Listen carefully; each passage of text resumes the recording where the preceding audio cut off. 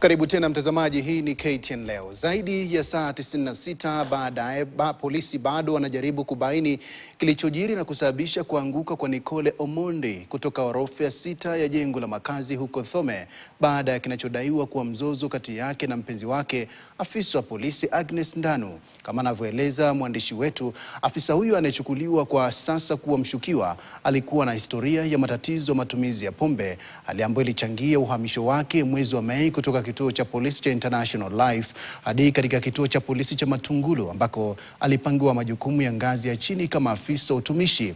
Hadi sasa mshukiwa hajazuiliwa, huku mamlaka ya kutathmini utendakazi wa polisi ya IPOA ikitarajiwa kuchukua uchunguzi wa kesi hiyo wakati upelelezi ukiendelea.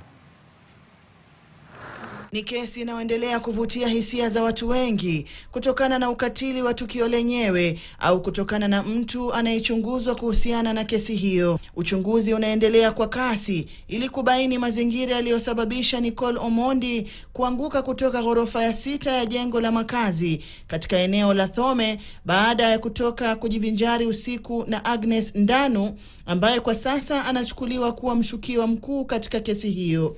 Kulingana na vyanzo vilivyozungumza na KTN kwa masharti ya kutotajwa majina, mshukiwa huyo ambaye ni afisa wa polisi hivi karibuni alikuwa akifanya kazi katika kituo cha polisi cha International House kama mkuu wa kituo kabla ya kuhamishwa kituo cha polisi cha Matungulu.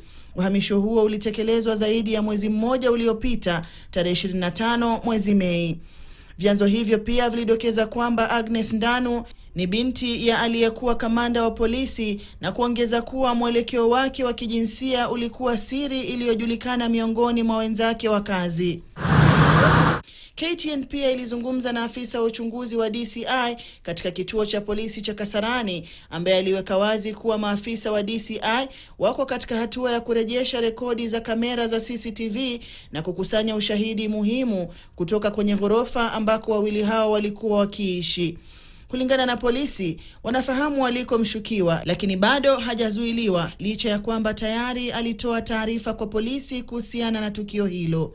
Kulingana na majirani waliozungumza kwa sharti la kutotambuliwa, mshukiwa Agnes Ndanu na mwathiriwa Nicole Omondi walikuwa kwenye uhusiano wa kimapenzi uliojulikana wazi na walikuwa wakiishi kwa maelewano. Uchunguzi ukiendelea, mamlaka ya kutathmini utendakazi wa polisi IPOA inatarajiwa kuchunguza kesi hiyo kwa kuwa inamhusisha afisa wa polisi anayehudumu kwa sasa.